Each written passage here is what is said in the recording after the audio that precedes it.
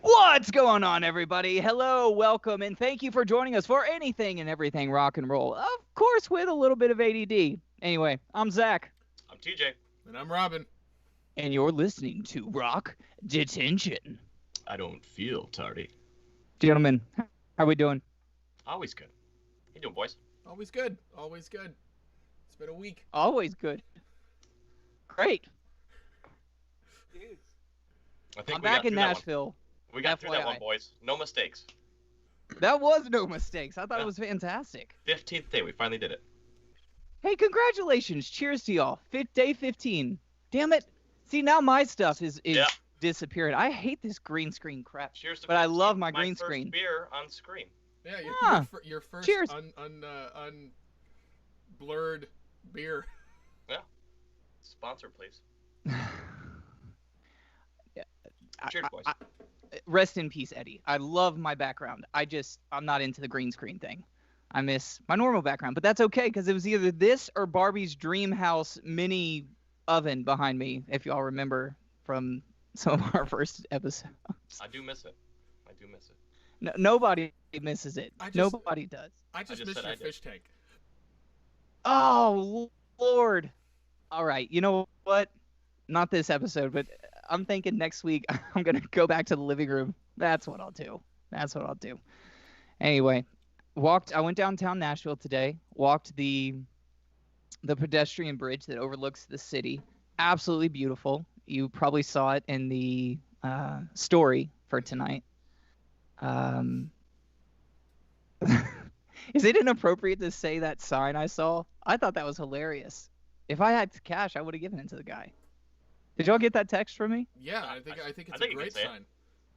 Yeah. Yo, so there was this homeless man walking down the bridge, and he had a huge box on. I'm talking like a 42-inch TV box hanging around his neck, and it just said, "Saving up for a stripper." No, for a hooker. I don't know. I thought it was clever.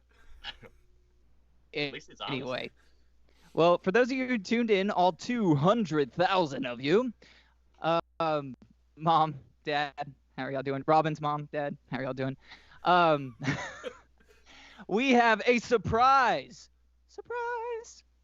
We have a very special guest tonight, and he managed a band that released a cover today, and I thought, you know what, we're going to be talking about covers tonight, so we should probably bring him on. Boys, maybe. Yeah, I'm ready. Yeah, let's I'm go. ready. Well, shit, let's just get right into this. Ladies and gentlemen, please welcome Mr. Pete Merluzzi. Hey guys, how you doing? Thanks for having me on. It's a very fitting episode for me to join. I'm excited about this. It'll be a good conversation tonight. Well, you love covers, and that's why I thought of you. I do. I have a soft spot for a good cover song for some reason. I'm not really sure why, but I always have. So this should be a good time. I'm interested to see what your lists are like. Me too. I've got a lot of lists. So many lists, y'all, on little papers. But anyway, for those of you who don't know, I met Mr. Pete a few years back. How long ago was that, Pete? Maybe 5 years ago? Yeah, 4 years ago? 5 or 6 years ago. Yeah. I met him at the AC/DC concert in Las Vegas, and he was the accountant on that tour. And it was one of the greatest shows of all time. Was that a fun tour for you? That particular band and that tour was the best thing that I've ever been a part of. Yeah, hands down. Yeah, in 23 years or whatever it's been now since I've been on the road, that's the best organization from top to bottom that I've ever been a part of. That's incredible. And we would love to have you on again for a future episode, to talk about maybe tour life with that stuff. I'd be honored to talk about it. Yeah. Very cool. I mean, especially now that it's going to be, who the hell knows what's going to come of it, So, I would definitely love to talk about it. It's I've lived a pretty blessed life in a lot of ways. So I'm pretty lucky. Absolutely, man. Just to name a few other bands, Mr. Pete here has also worked with Judas Priest, one of my favorite 80s bands. Oh, and of course, the one and only Guns N' Roses. But we will speak more on that, in a future episode, because tonight is all about the greatest covers of all time. I'll have you know that. Yeah, and I'll have you know that I did not include any Guns N' Roses covers in my selection. So. Well, I'll have you know I did. Yeah. And I did. Spoiler alert. I didn't. But it wasn't because of you. I didn't do it because I knew you were going to be on. Like, these are just songs that I'm like, hell yeah. They're on my list too. Hell yeah's on your list. Oh, I know exactly what song you're going to say. Yep. And that's a great song. It is. Christian, if you're listening. Let's get to it, man. Let's see what you guys got. Do this thing. Who wants to kick Robin, this off? I want Robin to. Oh, you want me to? Okay. Yeah. So a lot of my list is stuff that surprised me. I was like, oh, I didn't know that was a cover. So I'll start with one that's a relatively known, yet sometimes when I talk to people, they're just like, oh my god, that was a cover. I didn't realize that. And that's Blinded by the Light by Manfred Mann's Earth Band. Yeah, Bruce Springsteen penned that song. It's on his Letters from Ashbury Park album. And, that is correct. Yeah, and it is not the 1985 album, Robin. Shut up. We're not gonna talk about that. Moving on. Actually, we're gonna have to tell Pete what that's about. Yeah. Okay, so we did. What did you do? We did the Eddie Van Halen tribute album, and I kept referring to 1984 as 1985. I don't know why. 1985 album. I was just like, it's one of the episodes that will probably go down in the archives, and you're gonna want to try to erase that as quickly as possible. Yeah. Yep. Anyway, we're never erasing it. We bring it up just about every episode. I'll never live it down. It's one of the now, I have a question about your Blinded by the Light. Now, there's a line in that song. What is he saying? And you know exactly what line I'm talking about. The light? Revved up. No. Revved up like a douche is, I believe, the original line. I'm going to look now. Like D-O-U-C-H-E? It's actually, yes. No, it's actually wrapped up like a deuce. And it sounds like wrapped up like a douche. Huh. Which I don't even know what that means, but I don't know what either of those for. If somebody for us tonight, it might be a good thing. So the thing that I've always known is that, or not known, but I've always read, like when you read the lyrics, Manfred Mann's Earth Band says it one way, and Bruce Springsteen says it another way. So I believe the original lyrics are what you just said.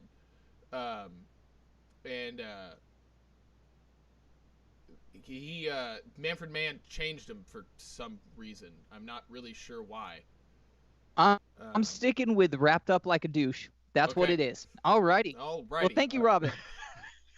Working on it. Yeah. DJ, what you got, homie? Yeah. I don't know where to start now. Kind of an obscure one. Well, not really, but Mr. Big Wild World by formerly of Cat Stevens. Yes. Great little tune, and I don't think it really got much attention. Can you hum it for me? I'm not familiar. How's it go? Don't judge me, Pete. Ooh, baby, there it's you a go. wild world. There you go. I had to think about it. I was like, wait. Yeah. Not ringing a bell. Really? No. That's a shame. Either one? You don't know the original one either? I'm sorry. I don't. I'm sure people are rolling around right now, like I'm not a scratching huge their Cat eyeballs out. Stevens. I'm not a huge Cat Stevens fan myself, but yeah, that's that. God, I hadn't heard the Mr. Big version of that in probably 30 years. Yeah. I think what came out, 90, Like 91, somewhere in there? 91, something Yeah. like that. 1985 was my guess. Yeah. What a great record. One of the best. Yeah. All right, Pete, let's start us out. What you got? I'm gonna go Well, it's kind of an obscure version of the song, but House of the Rising Sun has always been one of my favorite songs of all time. The Great Animals, song. of course, made it popular. One of my favorite guitarists of all time, and there's going to be a lot of people that know me watching this and going, "Oh yeah, Leslie West." Leslie West of Mountain did a version of this in 2005 on a covers record, actually, called "Got Blues," and it's the best version of House of the Rising Sun that's ever been recorded, in my opinion. So that one's for me. Big bluesy, his voice tells as much of a story as his guitar playing on it does. So I huge. definitely know the original, and I love the original. Yeah. Uh, can you compare it to the original? Is it very similar, or do they totally take it their own way? Leslie definitely kind of does his own treatment for it. He talks about he's actually recorded it before on one of his early solo records in the 70s, which was a bit more of a traditional version of the song. But this version, the Animals version's got a heavy organ part in it. This thing starts out with this beautiful acoustic guitar and his voice, right? And his voice as an older man. So it's this big, thick, raspy blues voice. And right about the chorus, the drums come in and he just kicks into this incredible guitar solo and this huge bellowing voice of his as he goes into the chorus of the song. Yeah, this is massive sounding. So it's really like if I could recommend a version of this track to anybody, it's been recorded a million times, but that Sure. version is my personal favorite. Yeah. Um, Hey, Robin, you know what we ought to do at the end of this episode? We should definitely somewhere compile a list of all these songs. yes, And everybody send me their like at the end of the thing. Just type it up, and everybody just send me their list, and I'll just put Zach's list, Pete's list, TJ's Cool. list, Thank you. Robin's list. So Sounds great. Do you know any of the Black Label camp, Pete? Yeah. Yeah. Okay, so you know I played with Dario and JD Yep. for Dario's side project. Dario does a instrumental Yep. version of House of the Rising Sun, which is pretty badass. Have you heard that? I have not, no. I mean, I know that the Ventures did one back in the 60s, which was right around the same time the Animals put their version out. I think within the next year, the Ventures did one. But no, I've not heard that. I have countless versions of bands doing that song actually over the years, but Right on. every once in a while somebody just has that unique approach, and that's what I love about a good cover song is when somebody puts their own stamp on it. So I'll definitely have to check it out. That sounds like something Right on. worth listening to. Yeah. I know he's a Definitely. talented guitar player. Oh, he's he's a mad shredder, man. I Yeah. remember when he sent me all the tunes to learn, uh, like he sent me videos of like the rhythm parts, and the damn rhythm parts were just as hard as the solos, man. It was Yeah. crazy stuff, but it was super fun to play and learn. 'Cause I actually have some great road stories about being out with Black Label actually. So, but it was years before, and it was back in early 2000 when Mike Inez was playing bass for him on an Ozfest, and I was out with a couple other bands, and we used to just run into each other constantly. So a lot of good memories from that time. Rock Lots of good on. laughs. Yeah. Well, I definitely want to talk about those when we have the on the road episode with you. They will definitely be included. Wonderful, wonderful. Yep. Right on, guys. Well, I'm gonna start the night out, not with one particular song, but with a band because this band has done multiple covers, and I think Robin will probably agree. I think you're a big fan of this band. But are y'all familiar with Hailstorm? absolutely. Yes. Indeed. Yep. I know where you're gonna go with this one. Well, so if I had to rank these, number one, without a doubt, hands down, they do a cover of "I Want You, She's So Heavy" by the Beatles. Has anyone here heard that? I Y- have. Is Can't it say not I have actually. unbelievable? It's got the EPs that they put out, all the cover EPs that they've done have been fantastic. I mean, there's always something deep, some deep cut or something unexpected on it. I love the "I Want You," She's So Heavy, but I also love their version of "Slave to the Grind" because she's just I haven't heard that. ferocious. Like vocally, she's so fierce. You know what I mean? It's just her Absolutely. ability. Lizzie's ability as a singer is just off the chart. I mean, whether it's doing Priest, whether it's doing Pat Benatar, it doesn't make a difference. She can just sing anything, you know. And Lady Gaga, right? Didn't she do one of the Lady Gaga songs too? They did Bad Romance, Yeah. which was, and that's on my list too. A close number 2 to I Want You, She's So Heavy. They do a really cool version of Still of the Night. Yeah, she sang the hell out of that. Which I loved. I Hate Myself for Loving You. That one's special in my heart because that's in Rock of Ages. They did a Daft Punk, Get Lucky. Yep. And I mean, they're all great guys. But if I had to narrow it down to one, definitely I Want You, She's So Heavy. So, boom. There Robin.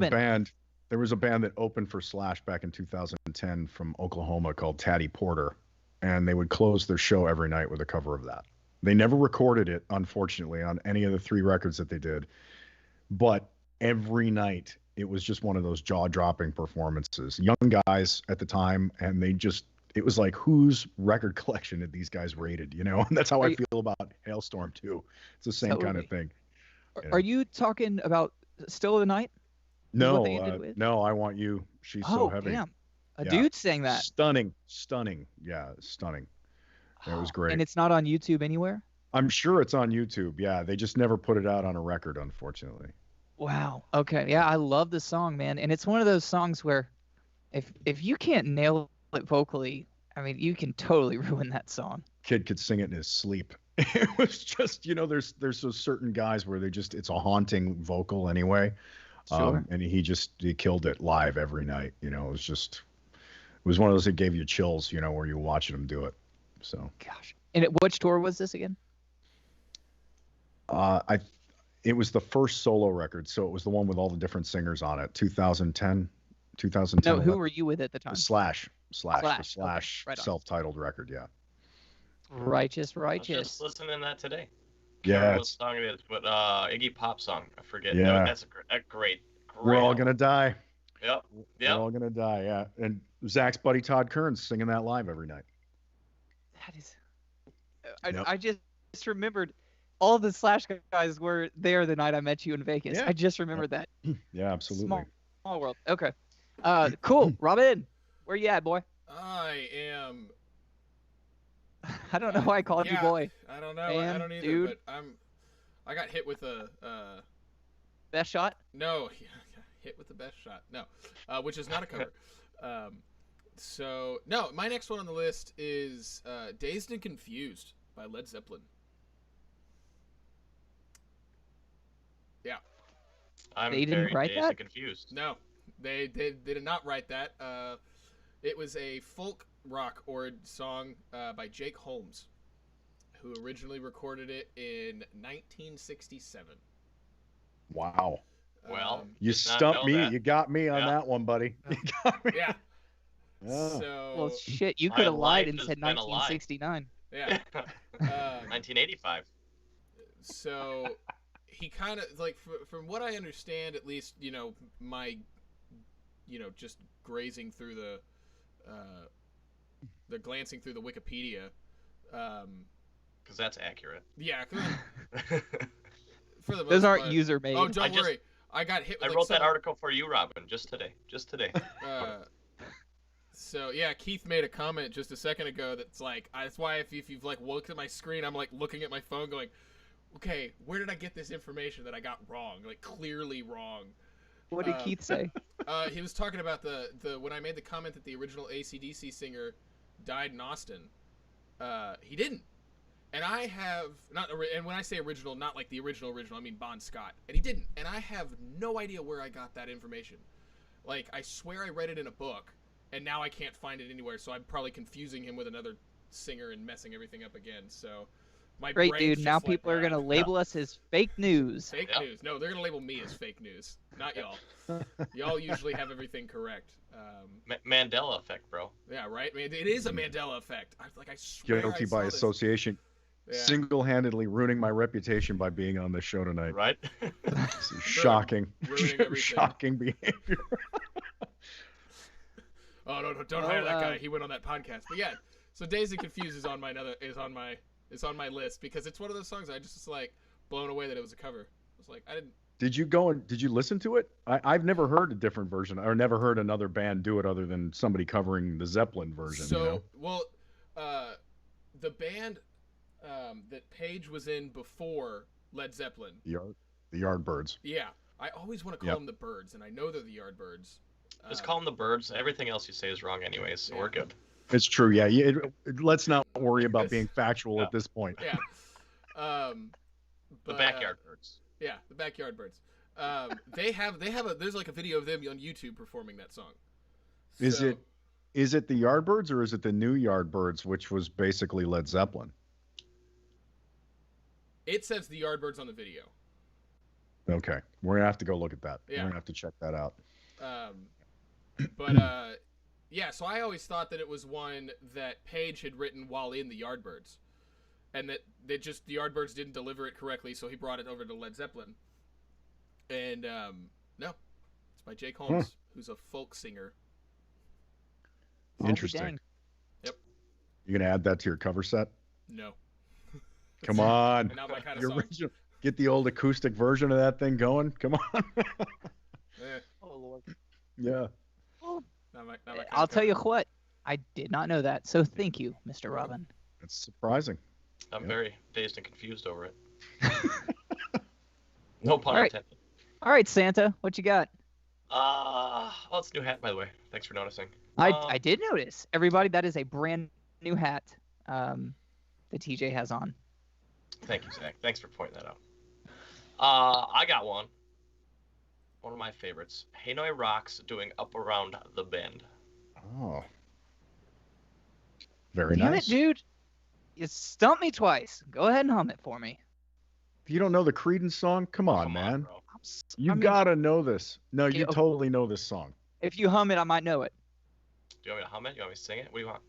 Whatever God intended for you to do. I don't know.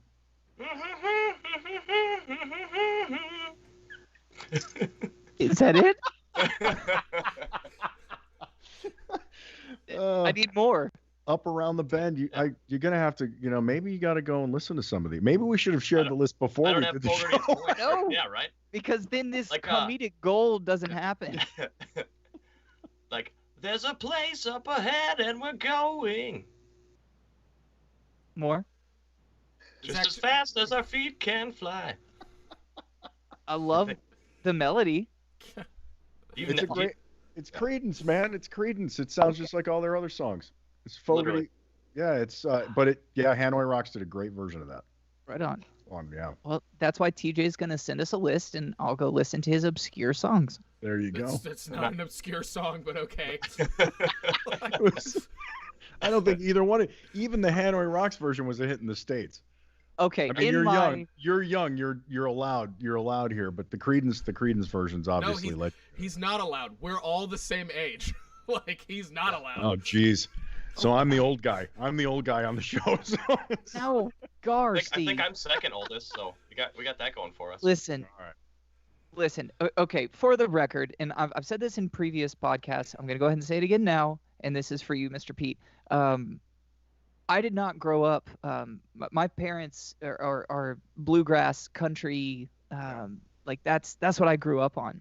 So I had to teach myself about rock and roll. The Creedence thing should have rolled over into that. I'm surprised actually, because I know a lot of people that are come from that same kind of background as you. But that band always seemed to creep into people that were into bluegrass and that older country, because it was kind of like, I don't know, how would you describe Creedence? Like swamp rock? I mean, is that kind of they had that really Louisiana vibe to them for some reason, and I don't think that had anything to do with it, but that's where they were. That's the sound they had. It was like Louisiana Southern rock. Like they were like one of the first. To me, I always look at them as like one of the first like Southern rock bands. Yeah, but they weren't quite like Skinner or Molly Hatchet or anything. They were just a little bit off. They're before, aren't they? Before Molly Hatchet and all of that. Yeah. So that's why I said like they're the original. And then Molly Hatchet just took it, heavily influenced on all those guys for sure. Yeah. But it definitely had like a swampy feel to it, Zach. So it's got a little bluegrassy. It was kind of one of those things that crossed over for a lot of people that were heavy into that scene. That vibe. So. Right on. Well, in my defense, when I listen to it, I probably will be like, "Oh, that song." Yeah, you probably will. And when that happens, I will post on social media and let you know. All right, mofos. Still I gonna knew make the fun of damn you. song. Yeah. Still gonna make fun of you. Okay, 1985. Garsty. Okay, well, that's been great. Okay, thank you, TJ. You're welcome. Pete, what you got? Oh man, it's hard to pick the next one. I'm gonna go a little bit obscure here too, but I'm picking this song because one, it's a great classic song, but it's this version of it, hard to find, but vocally one of the greatest vocal performances I think you're gonna find from any like '80s style rock singer on a classic song. It's the Badlands version of "Fire and Rain" from James Taylor. Ooh. Wow. I Wow. see fire and I see rain. Yeah, Boom! there you see, I know you know that one, one. mofo. Yeah, you know that one. Yeah, Jakey Lee on guitar, of course, and Yeah, Badlands is a great band. and Ray Gillen singing it, and Cool. it's just, yeah, it's in the stratosphere. I mean, the vocals are just, out of here, but it's a great version of the song, and it's just a hard track to find because that second record has been long out of print, and it's just hard to track down. So Cool. Did you find it on the YouTube? no, but pre iTunes, I used to buy a lot of out of print CDs, stuff that I had missed, as I went back and found bands that I had missed along the way. And Voodoo Highway, their second record, is a hard one to track down.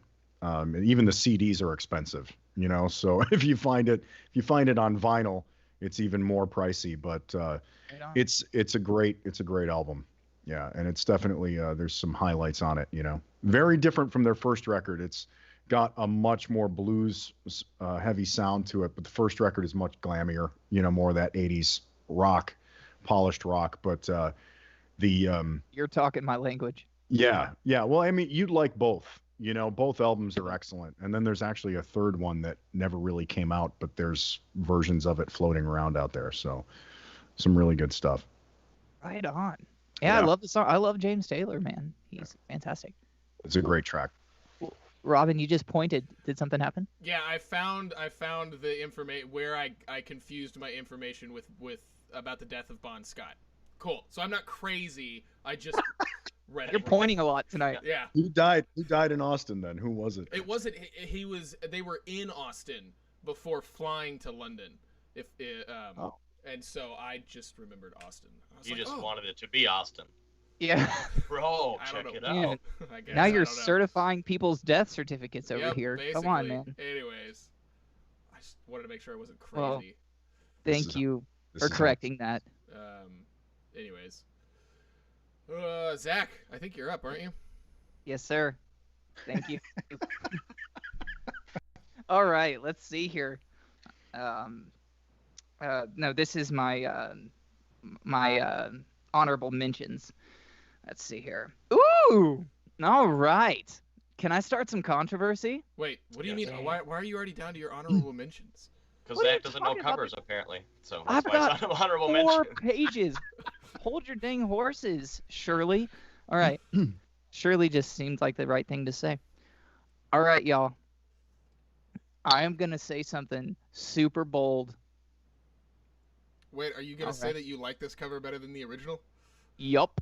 Okay. I'm with Hands down, no questions asked. And I have played this for 2 or 3 diehard fans of this band.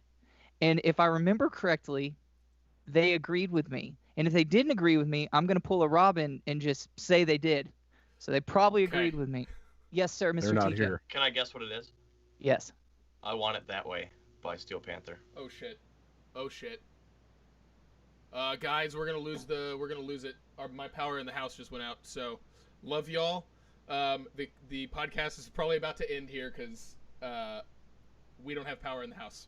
I have y'all on a battery thing, so it's gonna die. It's gonna die in like 2 minutes.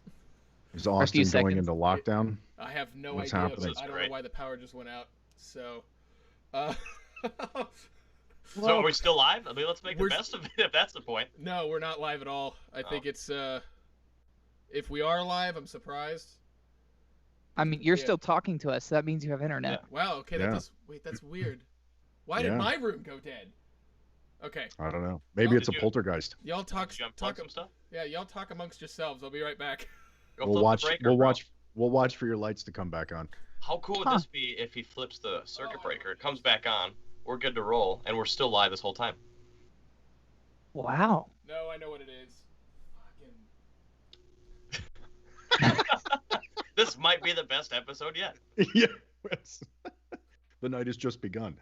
Wow. And I haven't So even was he said right? what the song Was is. was he right with his guess? No. No. Wait, what was your guess? I want it that way. Happened. Steel Panther. Did your cat turn off the lights? No, I don't have any animals. No, my Do you have a space heater going? No, my other power amp thing over here died, and it turned all the lights in my room out. So I'm like, which didn't make me think, oh wait, I'm still talking to y'all. I just know when it goes out, it kills everything, and it means that it ran out of battery. So are we live or not? Yes, we are still live. Beautiful. Because This it was is just the in best my episode room. ever. It was the ghost of Bon Scott because you Oh, were yeah, telling bro, 'cause you people got it wrong. you're telling people the inappropriate information on his Damn. death. He died in was London, announced for the whole anybody time. wondering. He flew all the way over from London. Wow. Dude, can you get your mood lighting back on? No, I can't. feel like It can't. It's broken. It actually, I think it just blew up my computer over here. So. oh shit, I'm sorry, dude. Yeah. So, we'll just keep going. But. Okay, well, if you want to make your background Pee-wee's Playhouse or something, feel free to. Yeah. Zach, you're up. I am up. All right. Okay, here we go. So I'm gonna start some crap, guys, and so I'm gonna bring up a a band called Black Pearl, which I have spoke about in several episodes earlier in the series, and they do a cover of Led Zeppelin's "Since I've Been Loving You," and it is absolutely breathtaking, and it sounds amazing. The guitar work was done by the late Mr. John Lockhart. Rest in peace, sir. We miss you. And it's absolutely spectacular. You need to go look it up right now. In fact, we should probably just end this podcast so everyone can go look it up, and then we'll get back together in a few seconds. But it's definitely one of my favorite covers of all time. I'll have to check it out. And Ream Me. That sounded weird. Give Me Crap. There you go. I was gonna say I love that Led Zeppelin song. So if you As do do it I. right, I mean it's a sexy song. Yeah, it's a classic blues tune. I've never heard this version though, so I'll have to check it out. I will email it to you. All right, fair enough. Cool. Wow, am I not going to get any crap? I thought I was going to, make the power go out with this conversation. No, I think you're all right, man. I think until we hear it and find out that you're absolutely insane, then I think you're okay. Can't argue it. Look, and I'll tell you what, there are not many.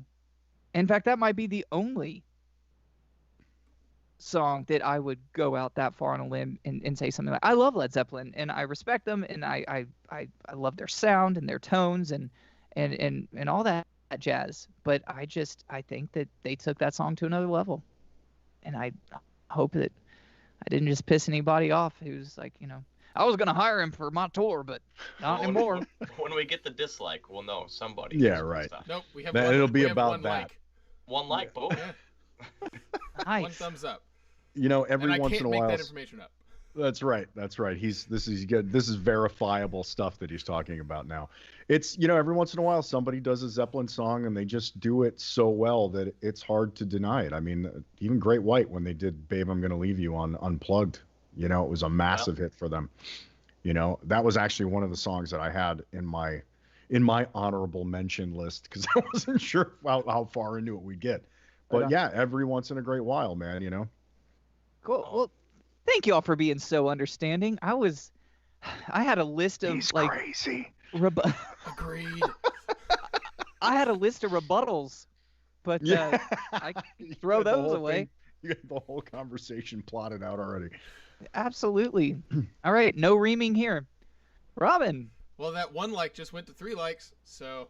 Whoa. Yeah. All right. My next one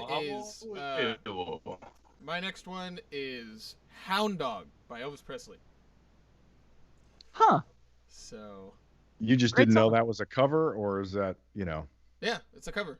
Yeah. I'm just No, I saying. know. Yeah. Yeah, I That's did. why I if it figured. wasn't a cover, that'd be weird. Like, Given I'm that not. But it's why a- is it special to you, Robin?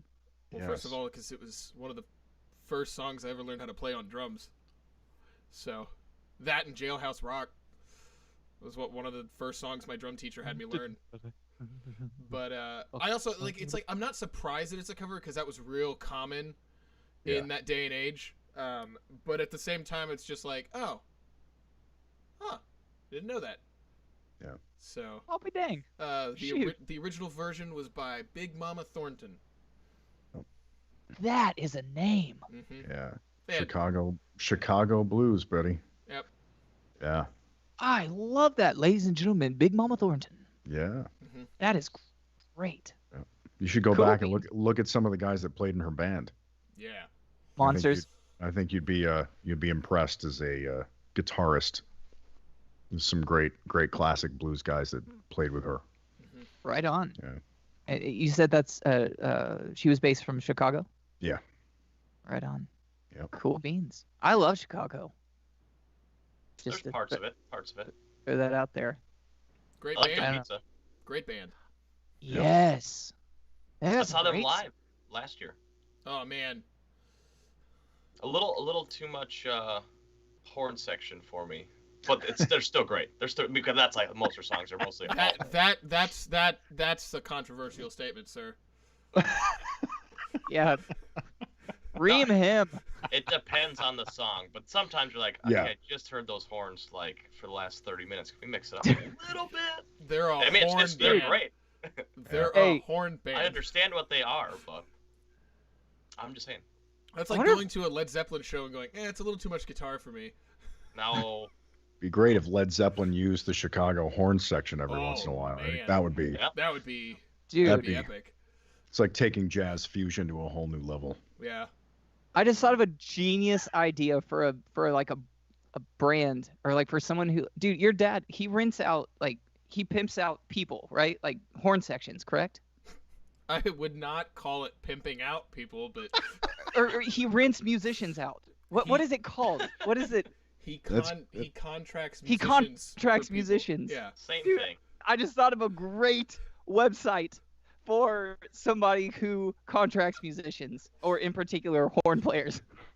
Do you think Hornhub is available?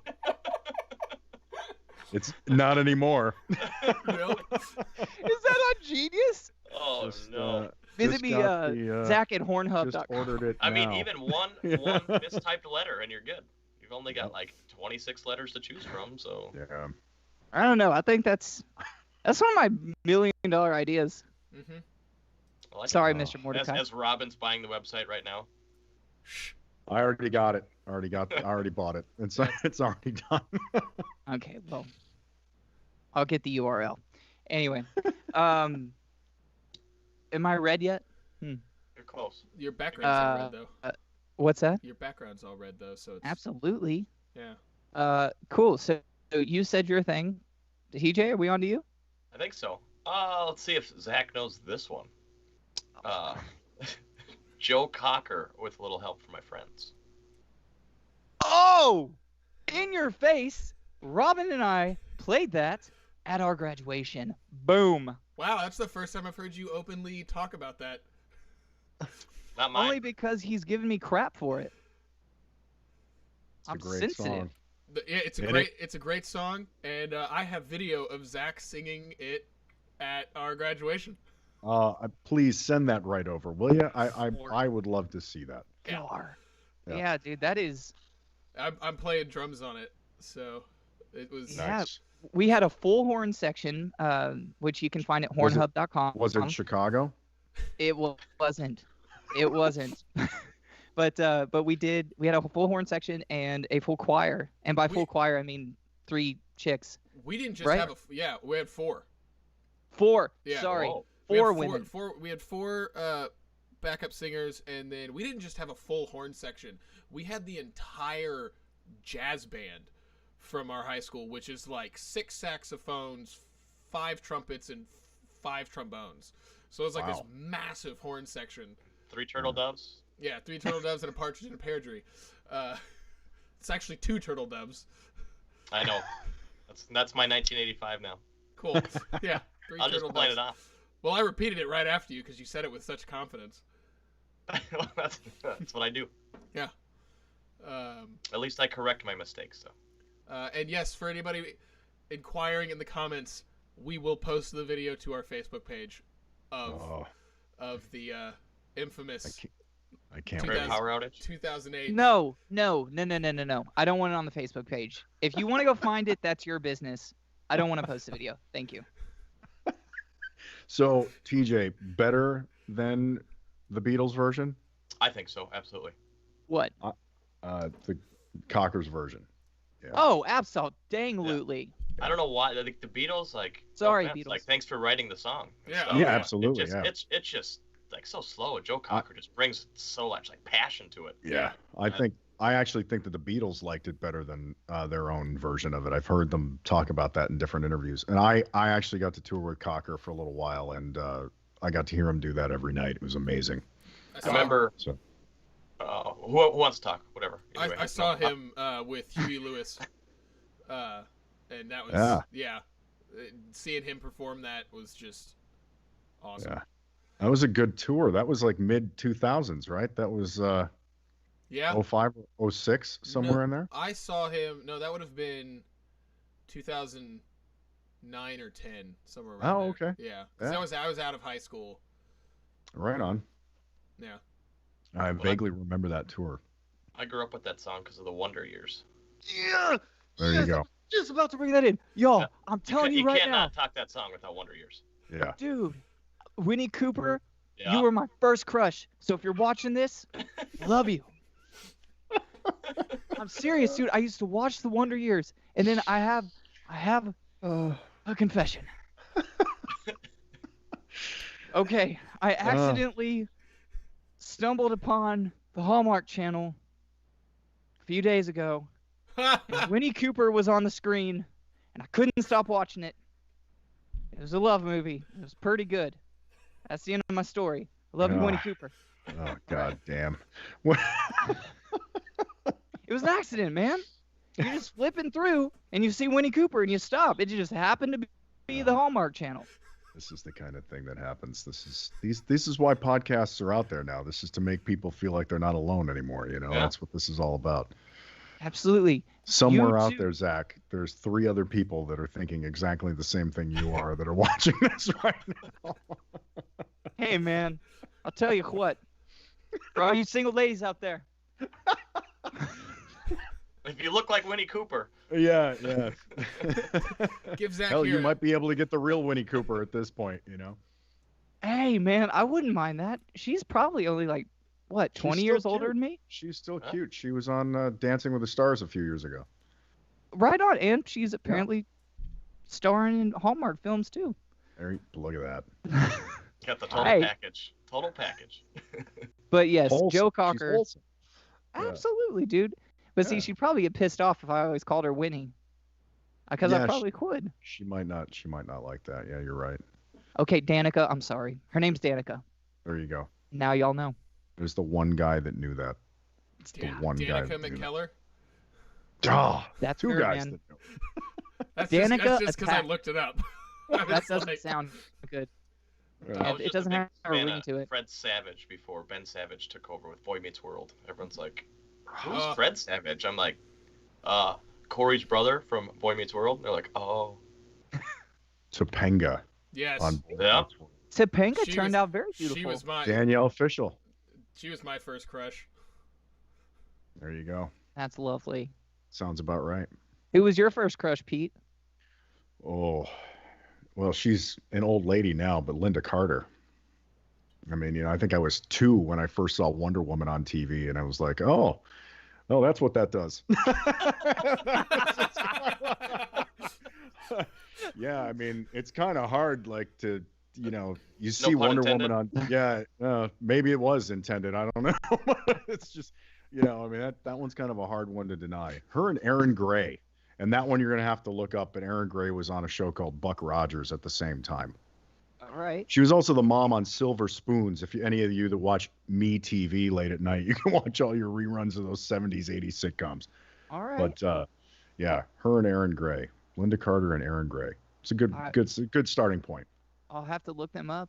Dude, Yeah. I'll tell you what. I started watching all the original. I started not episode one, like the first James Bond movie. Dude, all Oh, those yeah. Bond girls were absolutely stunning. Oh yeah. Every dang one of them. All the way through the late 80s for sure. I think they started trying too hard after that. But I mean, those girls were all, those sex symbols, in the traditional sense, Rock and roll, baby. Yep. I wanted to be James Bond growing up. Like I thought it would because no one would guess it because I'm so like loud and what up? And American. Yeah. Yeah. Yeah, but And long hair. exactly. So you would never expect it to be me like he can't be a spy. He's too loud. Ha ha ha. Little did you know. Pew. Nah, Boom. they would have killed you right away, man. They would have known. No. They might have just shot you because you were loud. Maybe. I'm You telling know? you, my poker face is horrible. Because whenever I get a good hand, I'm like, That's So- why. That's why you I'm just just a laugh at shitty everything. poker player. Yeah, exactly. Just laugh at everything, Yep. Zach. That's what I do. I do laugh at everything. When I get nervous, I laugh. That's why I never read at church, like up on the, during the service, because I always, whenever I get nervous, I start laughing, and my biggest fear would be that happening. You know who else laughs when they're nervous? Carol Baskin. It's the dead giveaway. That's how everybody knew that she killed her husband. It's like every time they Dude. asked her a question, she'd be, well, shut up. I mean, like, did she think going on that show that people wouldn't know that she was a killer? Like everybody that watched it, we all know that she was a killer. You heard And it here first, They folks. put her on Dancing with the Stars, for God's sakes. She's not a star. She's a killer. Man, I'll tell you what, I'm going to have to go. I watched that at the beginning of quarantine. I Yeah. miss those days, man. That was when it was fun. It was like, all right, I guess we'll watch Tiger King. And now it's like, wait a second. We That's- need Tiger King season 2 now. Oh, yeah, they should. Maybe we should find another one. But I'm sure there's more. More Tiger Kings? Maybe they should find that guy in North Carolina that has the harem of women that work for him. What was his name? He was on that Dude. show with him.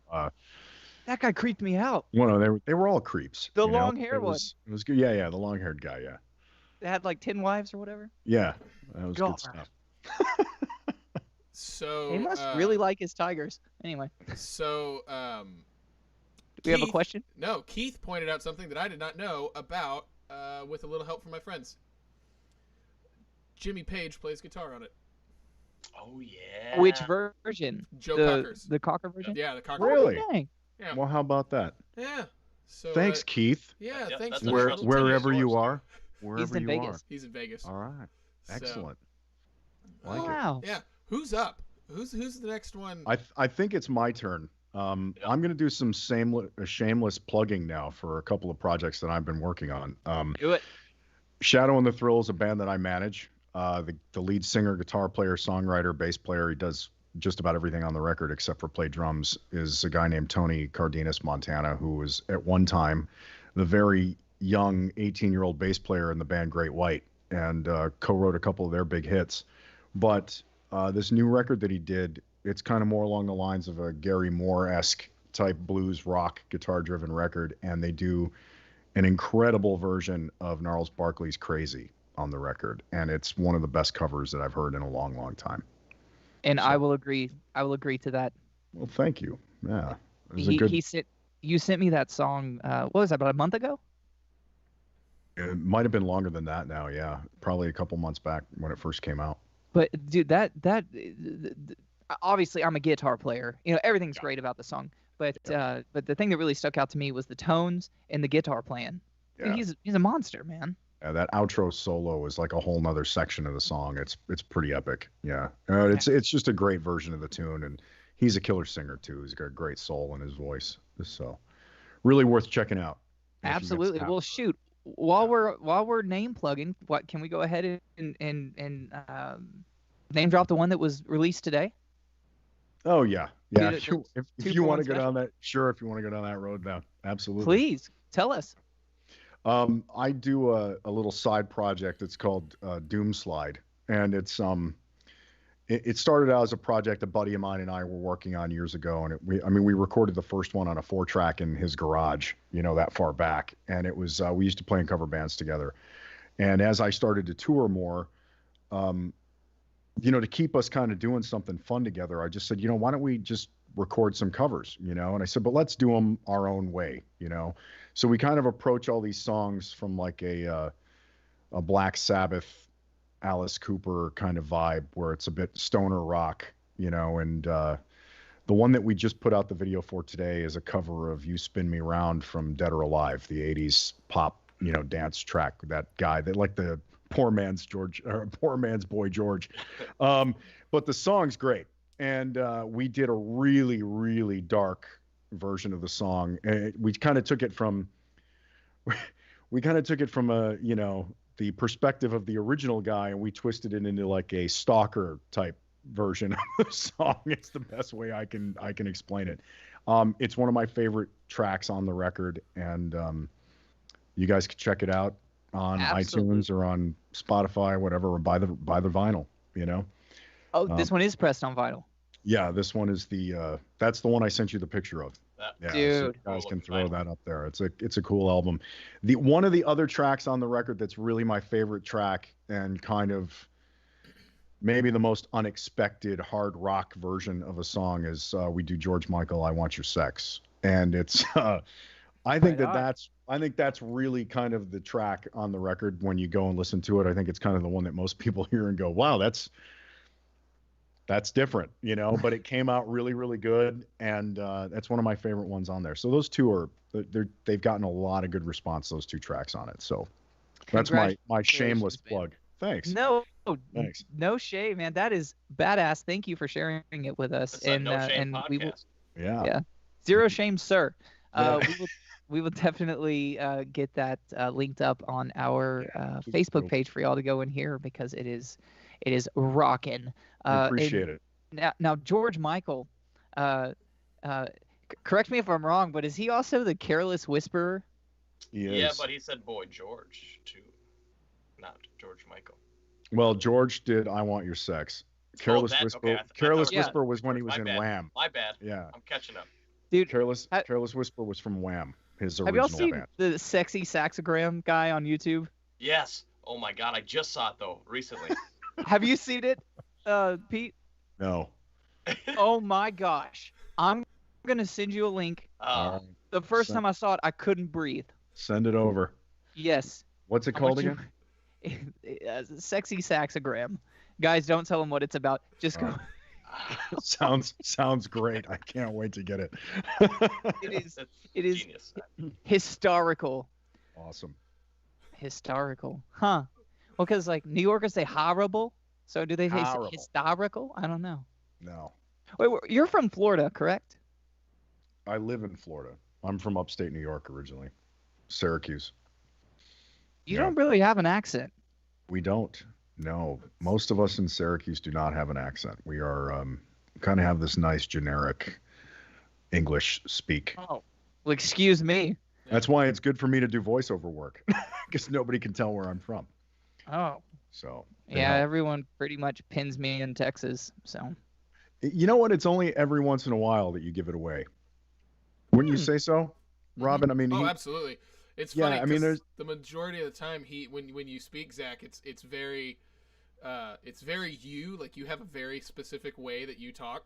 It's very Zach. Nothing, no negativity. It's just a very Zach thank thing. You. But then every once in a while, it'll just kind of roll off the tongue a little bit. Yeah. It'll just come out, and then it goes away. It like just disappears.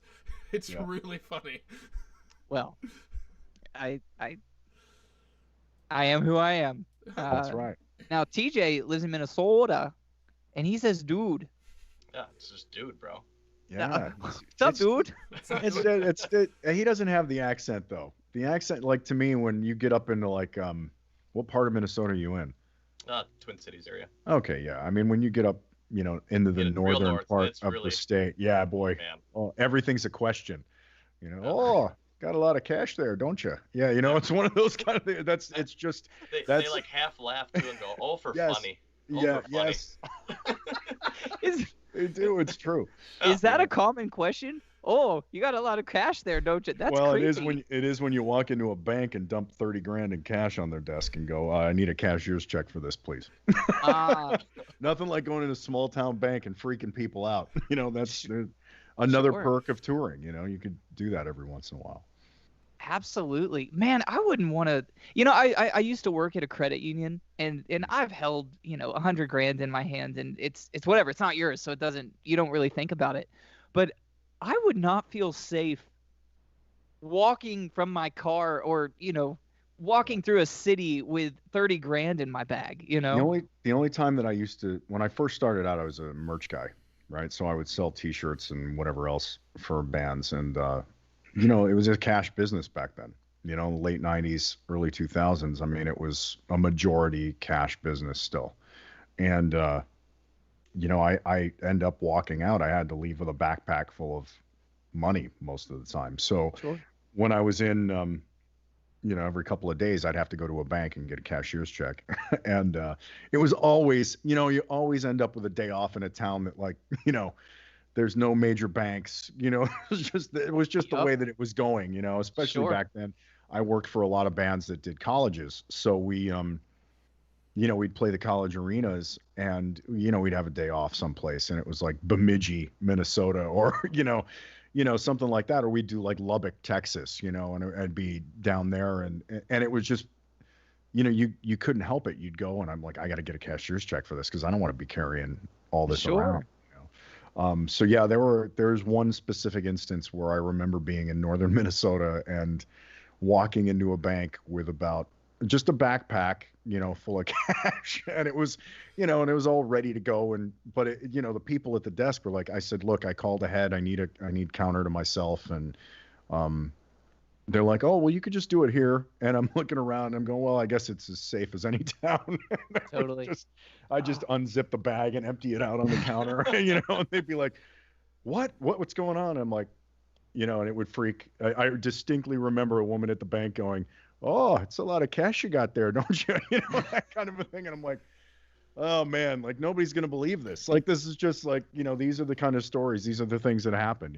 But Love it. yeah, I it love it. was, at the time. Yeah, I mean, I didn't even have a cell phone then. I had a beeper. It Oh, was just Lord. kind of, yeah. I mean, I was fighting it. I was fighting it so hard to not have to carry a cell phone back then, but it was just, they were still new, and it was just something I Sure. didn't want. But What year was this? 98, I guess, 98, 99, You were somewhere. fighting it in 99? Yeah. I mean, it was my first full year on the road. So yeah, Gotcha. 98, 99. Yeah. I think I finally just caved about mid 99. That was when you had to get it. You had to have one. So Yeah. Sure. I mean, dude, I know, and you can probably, uh, on the road especially, um, yeah, you can't live without a phone. I mean, our daily, they weren't uh, common then. I mean, that was really the beginning. It was right around that time where you forget how quickly technology has changed in the last sure. 25 years, right? I mean, I went to college and got a marketing degree. 3 years later, it was worthless because the internet came along. You know what I mean? Oh, I Lord. mean, dude, I had homework assignments in college in '95 to send an email. That was the homework assignment.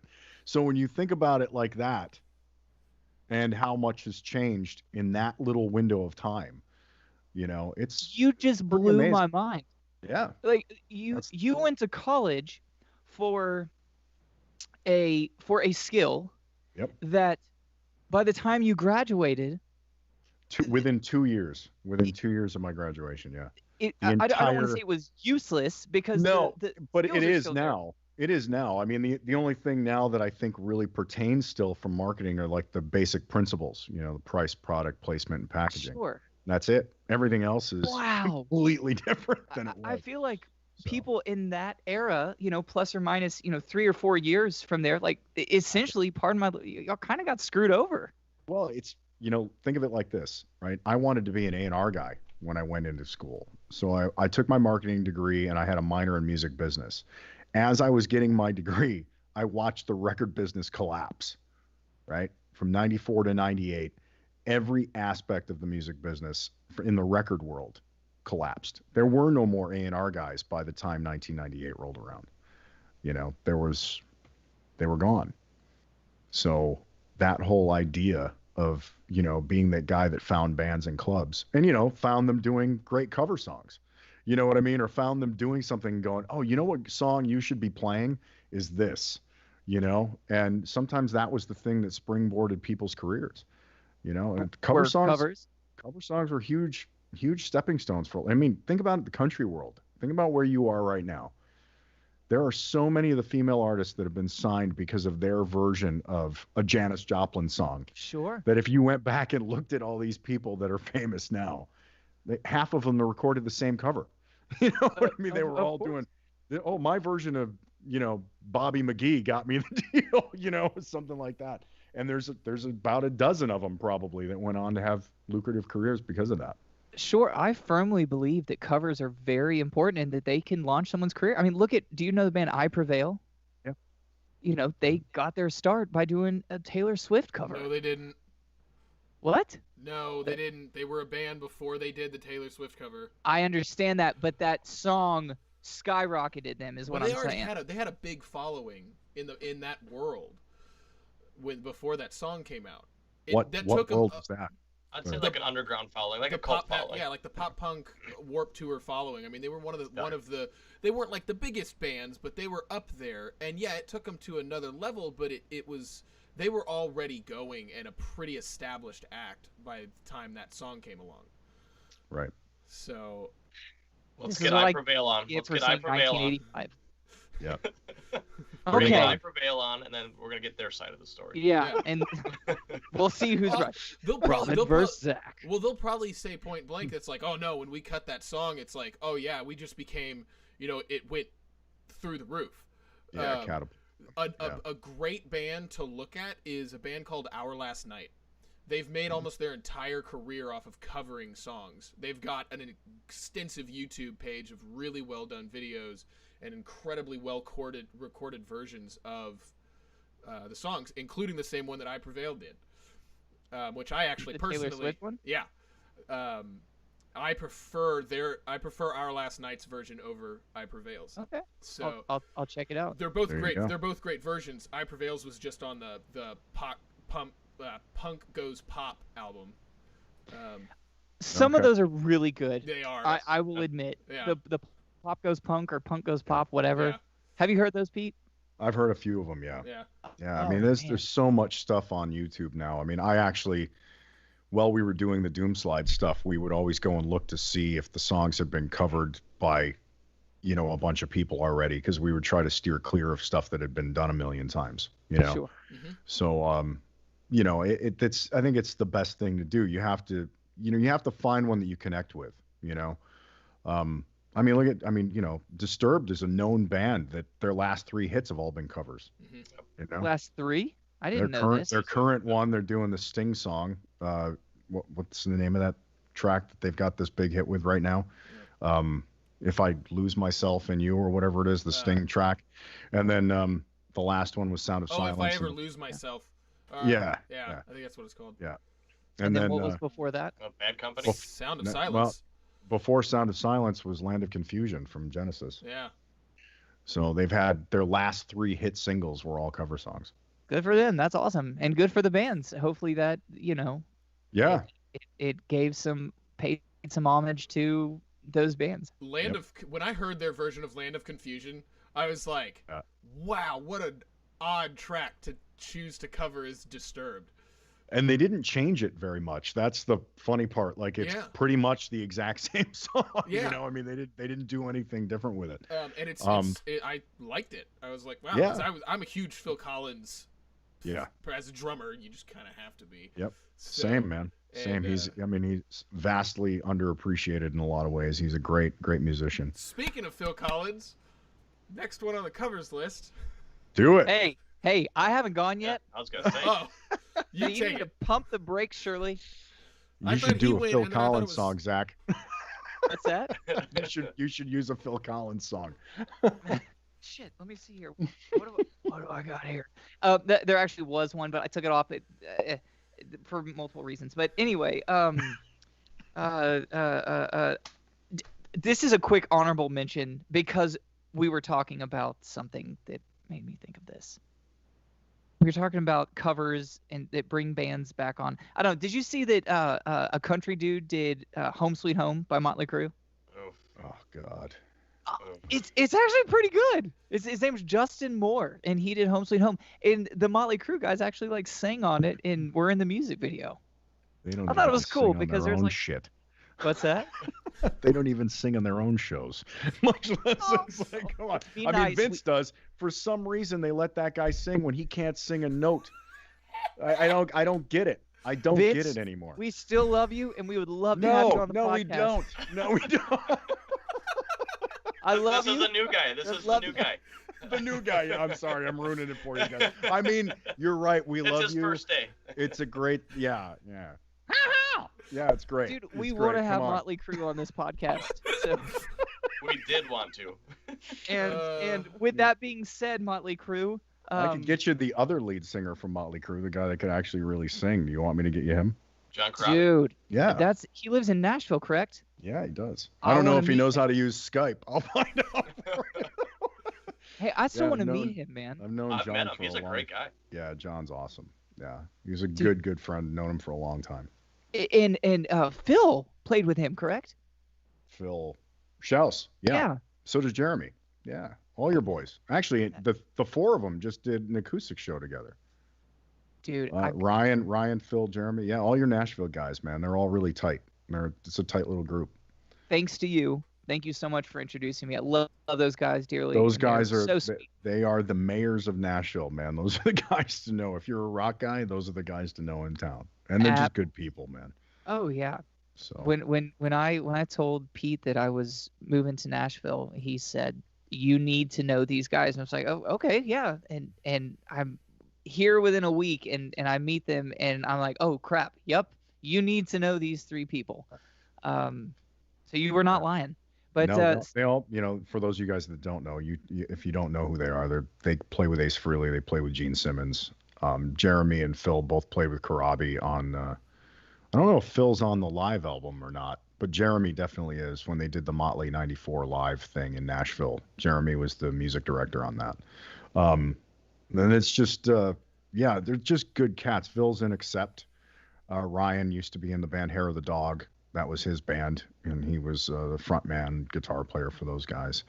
But they're just good people, and great musicians. And if there's a rock scene in Nashville, they are the people that can get you in it. They're just great guys. They've got a band called the Rock and Roll Residency, Phil and Jeremy do, that has an EP or short record out, and it's great. It's all original stuff, but it's just great stuff. So. dude, I couldn't agree with you more that they're the sweetest dudes. And the 2 or 3 times I've went and seen them play, they just reek of rock star. Like they're up there. But they have no egos. They're just the greatest guys, man. But They're like you can't stop so watching them.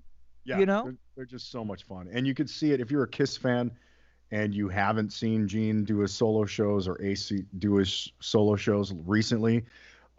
These guys just. They know the catalog better than those two do, especially Ace, because Ace can't remember his own stuff anymore. But they've got him doing songs that he hasn't played on stage in years. And, they're actually on his new record too. They do a cover of She with him on the new record, and they all sing. So it's killer that he actually did use his live band on that. And Ace has done 2 of these covers albums now, and the new one, I don't like the new one as much as I like the last one, but there's a couple of songs on it that are great. Robin Zander does 30 Days in a Hole with him, and the guys do She with him. But on the first record, he did this killer version of Till the End of the Day from the Kinks. And what we were talking about, how when an artist does a cover that kind of feels like it's their song, that was the song on that record to me that felt like, wow, this is an Ace Frehley song, So when you get to hear a guy do that, I mean, that's what makes a cover great. When Joe Cocker did Little Help from My Friends, it was his song. He made it his, Totally. You can't say that about a lot of people's covers. Cheap Trick doing California Man from The Move. Like, a lot of people don't know that that's a cover song, but that song was done by Jeff Lynne, before before Cheap Trick ever did it, before ELO started. And they also do a killer cover of Blackberry Way from The Move, which it sounds like the track that the Beatles never recorded, and Cheap Trick's version of it is amazing. And it was on their last studio record, if I remember correctly. It was a bonus track, and it will blow your mind. When it comes on, you think that you're listening to a Beatles song, and it's Cheap Trick doing this version of The Move, and it's just unreal. But right on. Quiet Riot doing Come On Feel the Noise. Not What? their song. Yeah, Slade. Nope. They actually didn't want to do it. They hated it. Yeah, they hated it. And then they I ended didn't up know doing like this. 3 more Slade covers in their career. Yeah. But that Who song, wrote Come On Feel the Noise? the band Slade, the European band. And Like- it sounds, when you listen to the guy sing, Noddy Holder sings just like Kevin Dubrow. Like it's his voice, And but that's one of those songs, like they made it theirs. And they didn't even want to. That's the funniest part about it, is it just kind of came out that way, Right on. I have a question. Slade, like Slayed or Sleighed? Slade. Yeah. Slade. Slade. Okay. Yeah. And when you go back and listen to those guys, man, they were way ahead of their time. I kind of equate them with the Sweet, like a harder version of Sweet. So, the glammy English rock, but they had grit to them. Okay. Right on. Yeah, they wrote that song. And they also Well, did, what was the other one? TJ, was it We're All Crazy Now? Mama, We're All Crazy Now, I think was them. Yep. And I think the Runaways did that too. They also covered it, but it was, they had a few hits that became hits for, American bands later on. They never really broke here, unfortunately, but they had some good stuff. Well, I you talked mentioned- about way too many songs in there. I stole everybody's list. So no, go you're, on. Let's you're go. fine. Go with that. You gave me a great segue. You had mentioned the Kinks earlier, which is gonna bring us to my background, which is You Really Got Me, Van Halen covering the Kinks. Absolutely love that song. Sorry, I do prefer the Van Halen version. Oh, absolutely. Roy Orbison's great, though. And at least, I don't think the Van Halen version would have worked in Dumb and Dumber as well. Thank you for that. So I had to, for an audition, I got called to audition for a Cirque show last year. They did a touring rock show on ice. The one of the Cirque is based out of Touring rock show on ice. yeah. Oh yeah. I hope I don't get in trouble for talking about this. I don't know if this is legal. Anyway, I didn't get the gig, but where are they based out of? They speak French, Canadian. Quebec. Montreal. Montreal. Yes, I think it's Montreal. Somebody reached out to me from Montreal, and they asked me, "Do you ice skate?" I said, "Well, I can." And then they asked me if I sing, and I said I can. But they wanted me to sing, play guitar, and ice skate at the same time. Seems easy. But anyway, that was one of the songs that I had to audition with, was the Kinks version of You Really Got Me. So in my dressing room, because I was on the Rock of Ages tour at the time when they called, and yeah, that's fun little tidbit for you. No, Yeah. Okay, Robin, take it on. Oh man, I don't even know how to follow that. I don't either. I will say before. Sorry to interrupt, Robin, but since we're on Van Halen, I did not know Ice Cream Man was a cover. Oh, Yeah. I did Nor not know that. did I. Who I wrote thought that was just apparently John Brim, allegedly. Was it? Is it actually been released? That's what I don't know. I just saw. I was like, Don't then I be didn't do any spreading research. fake news around here, No, I man. said allegedly. If I say it allegedly, is an Well, it's older- not fake. Hold on. It is an older blues song. I can't. But it was. Musically, they changed it so much that it was one of Oh, those yeah. things There's that I no don't way think a it lot was. of people Yeah. think about. Yeah.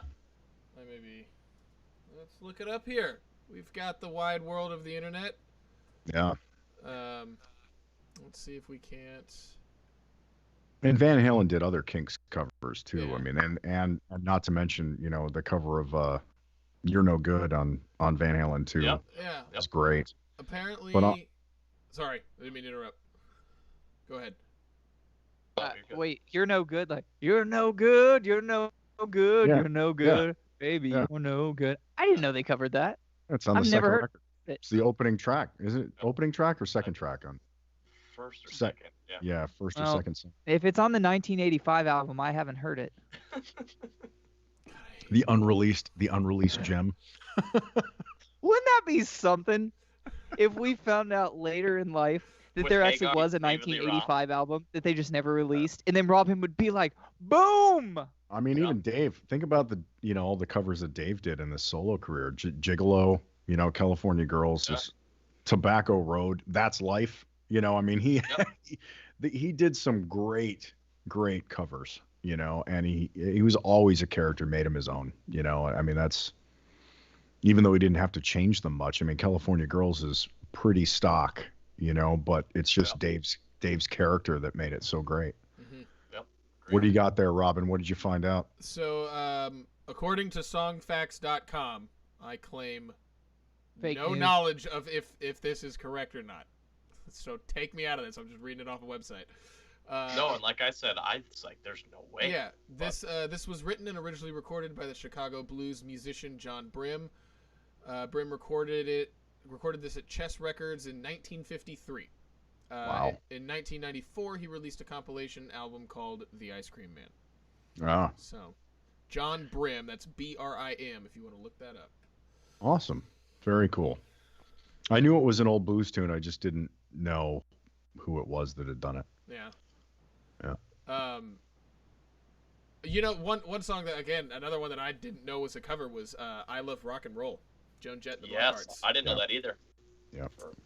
It's by a band called The Arrows, and I have yet to listen to their version. It's not that different, to be honest. I But they're similar. figured Yeah. I read a little bit about them. I read a little bit of their biography, and it just sounded like, okay, that makes sense that she would choose to do this song. And Yeah. but I've got a soft spot for Joan Jett because I don't know why when I first heard her, like I think I was 12 or 13, and someone played or showed me a video of her.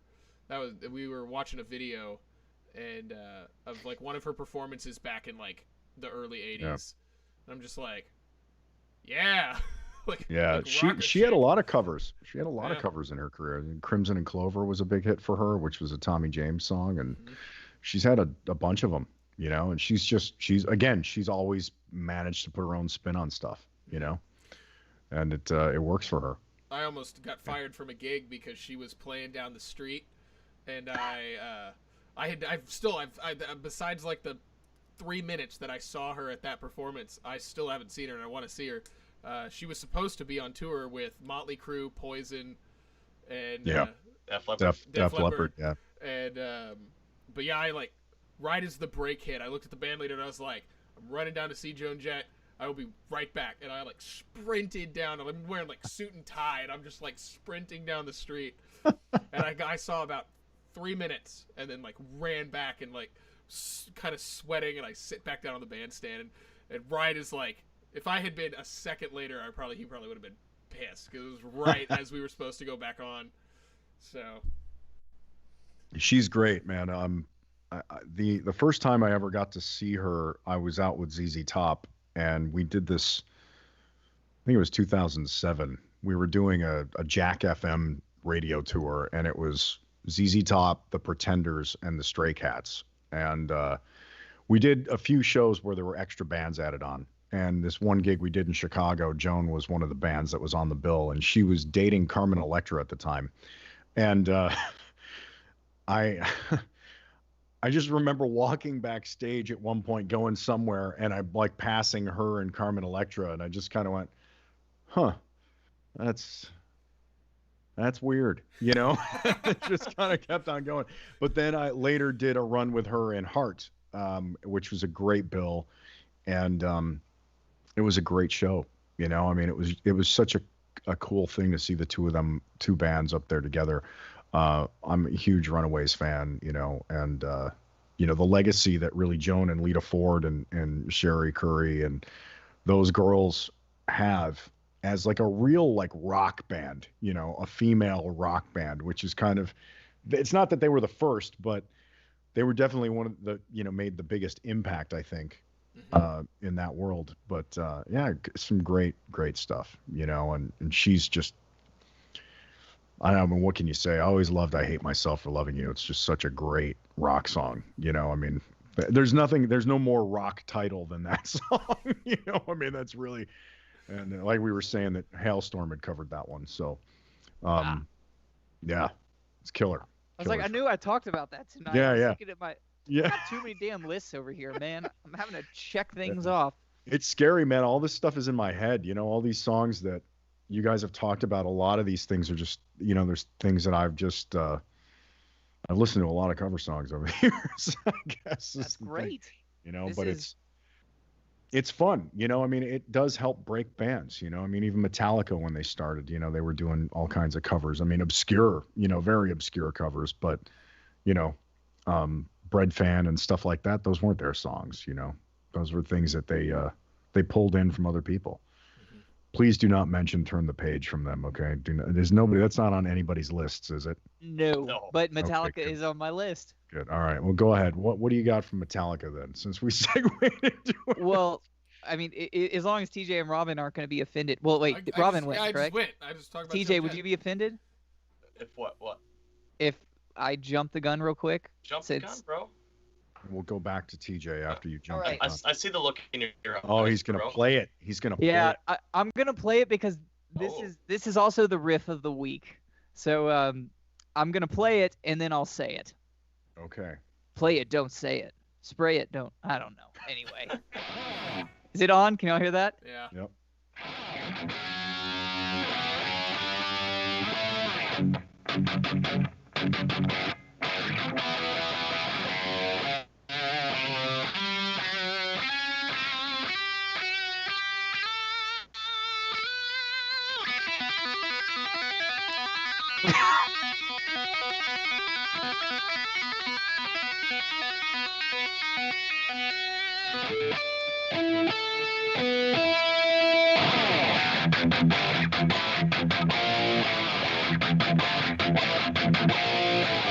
Little song called Am I Evil? That is my favorite Metallica song, hands down, and I found out later in life that it was a cover.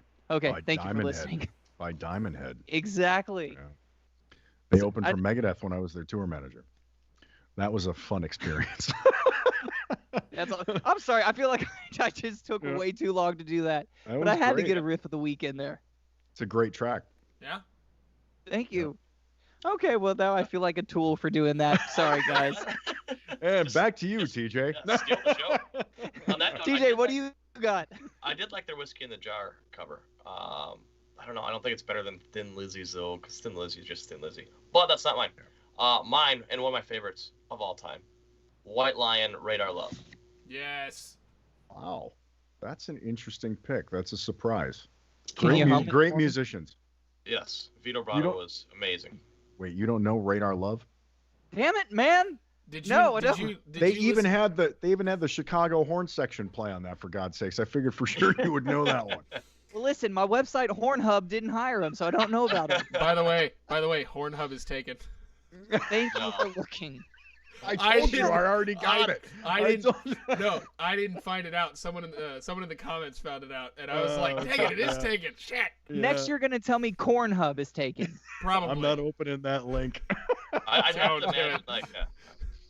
I don't know. Hey, sorry, man, White Lion.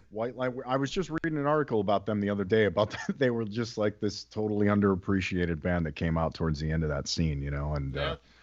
They had a huge hit with that one record, and then it was just, they were swept away with the next movement, unfortunately. But Vito was a hell of a guitar player. Yeah, that's why. That's one of TJ's favorites. Hey, TJ, how do you feel about White Lion? Love White Lion.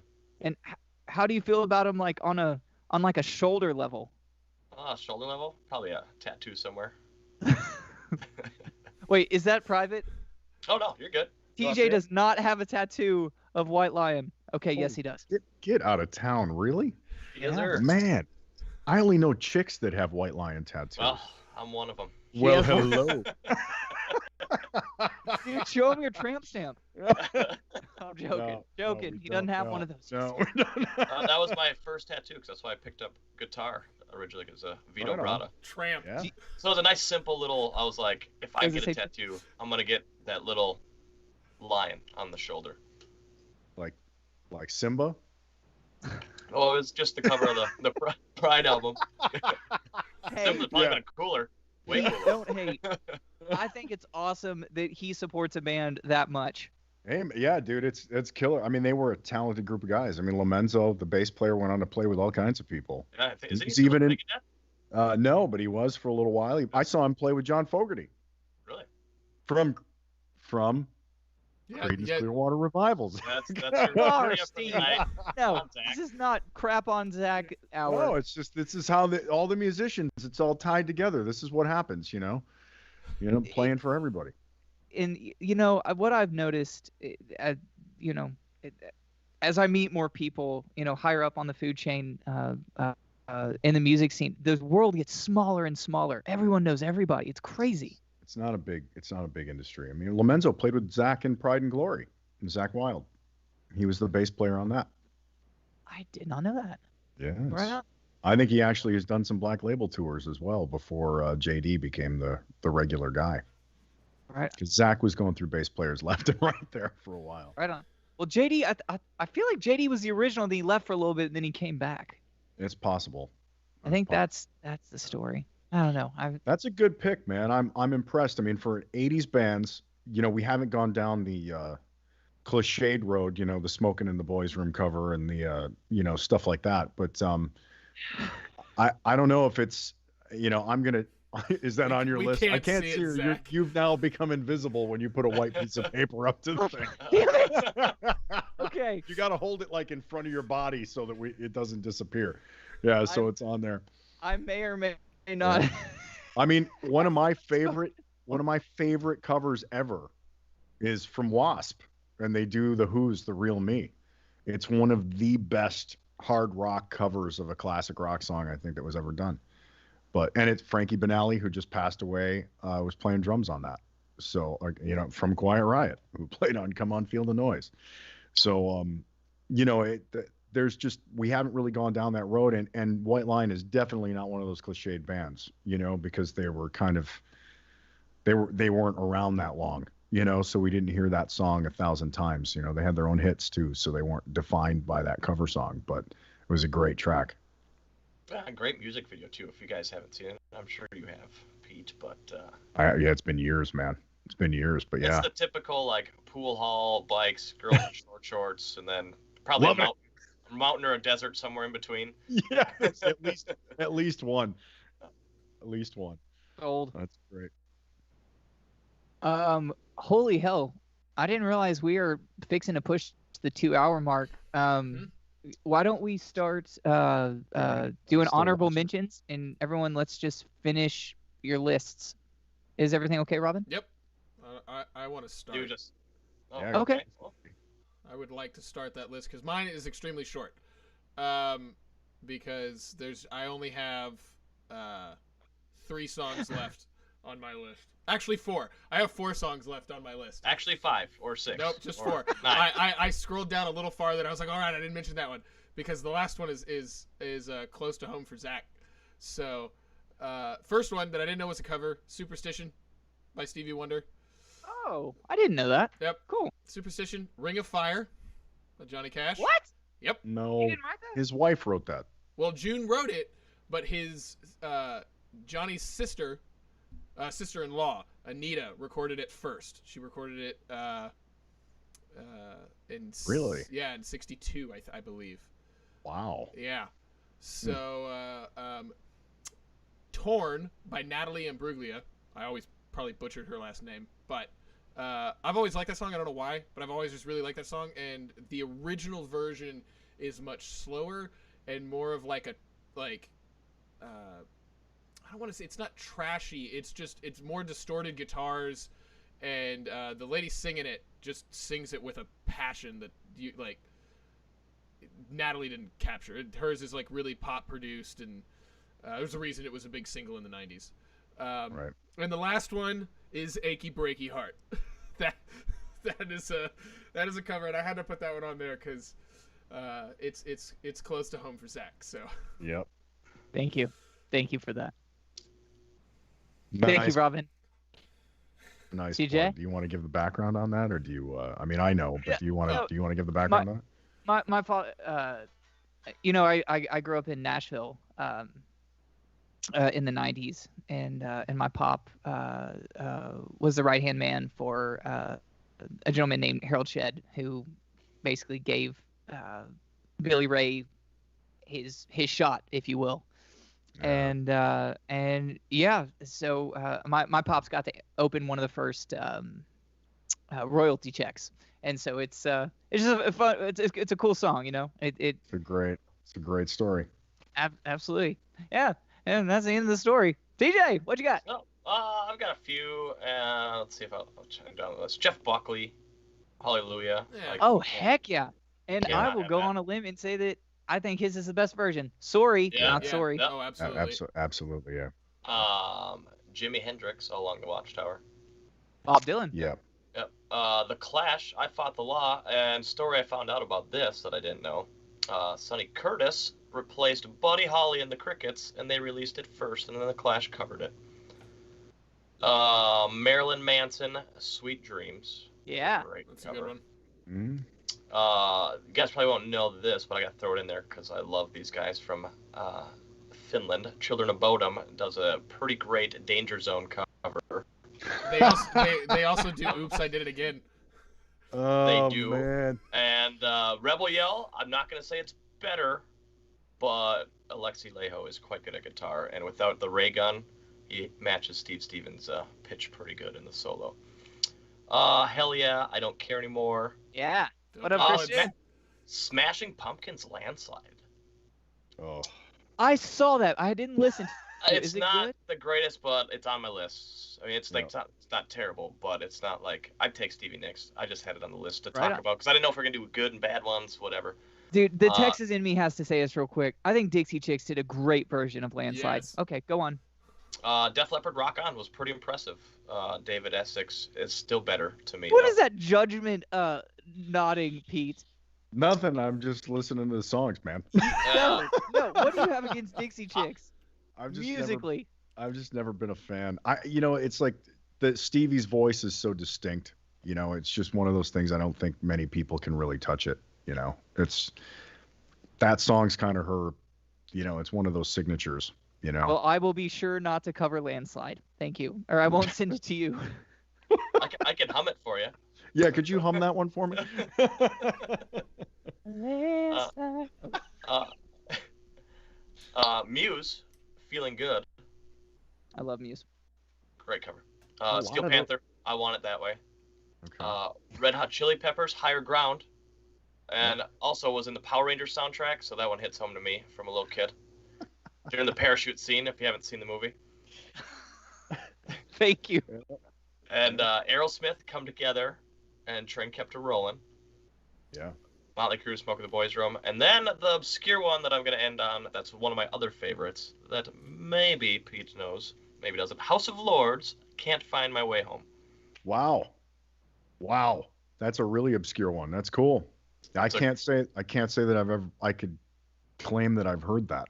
You should all check it out, but on YouTube, because I can't find it like on iTunes. Like there's a version of it on iTunes, but it's not quite the same version that's on the YouTube, like the original recording. And so it was like their second album with Greg Giuffria, who was in Giuffria. Yep. And it was like Gene Simmons' label, and they said, Yeah. you need a new singer, and you got to change your name. So they changed it to House of Lords, and they did Can't Find My Way Home, and it's awesome. Like, Nice. one of the sexiest covers. I'll have to check that out. It's a great song. It's a That's great my song. list. Nice.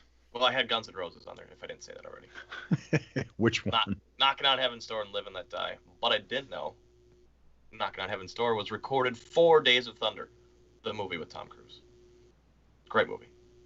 So there's all your facts of the day. You mean Top Gun, the NASCAR movie? Yes. Pretty much. Yep. It's a great movie.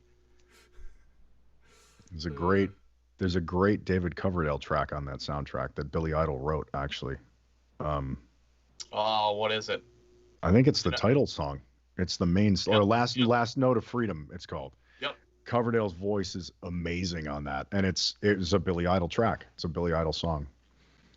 So, not a cover, but Yeah. Billy wrote it. Yeah, very cool though. Well, speaking of Billy Idol, he's got a song coming out with Miley Cyrus at the end of the month, which I don't know how to feel. Is it an original track? I believe so. It's on Miley's new album, and I just saw it with Billy Idol. I was like, oh boy, this would be it'd be really Hey, good. We'll Billy's- hear it when we hear it, Billy's because we would great, love man. to have both of them on the show. He was a blast. Absolutely. He's a great guy. Him and Steve Stevens, both good people to work with. A lot of fun.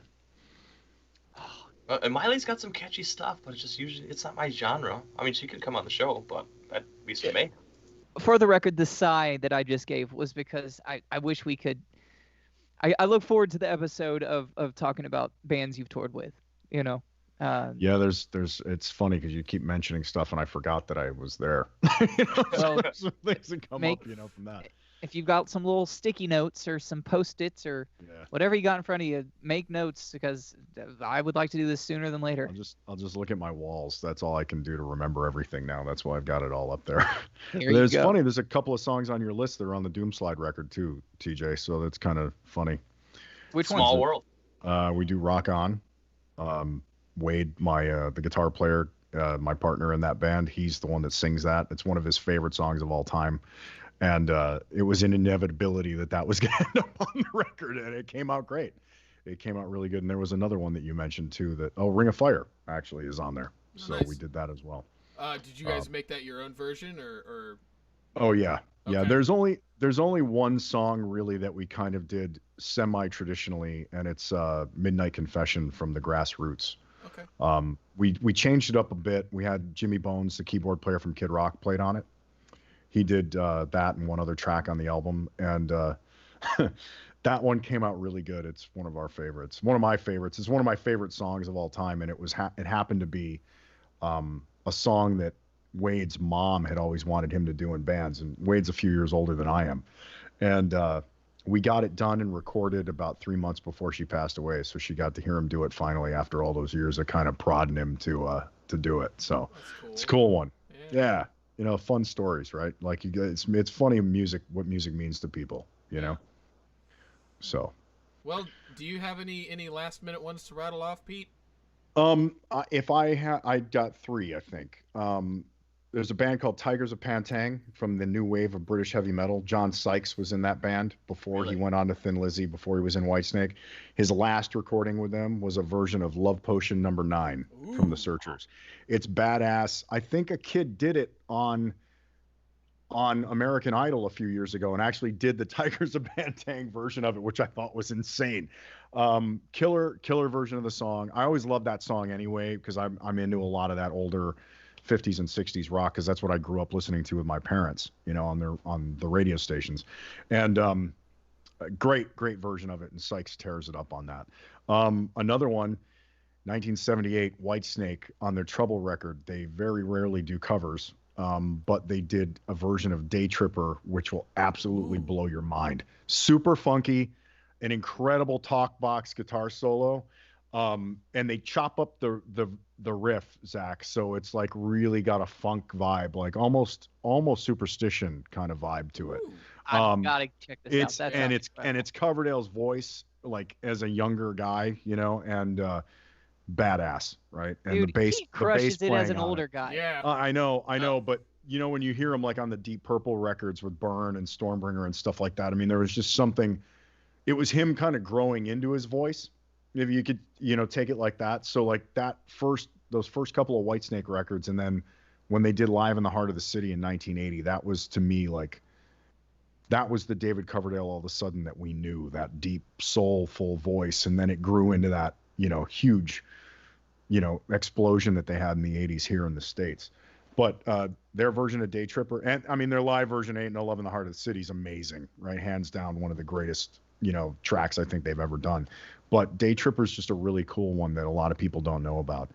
And my last one that I'll leave you guys with, and it's a more recent, a little bit more obscure.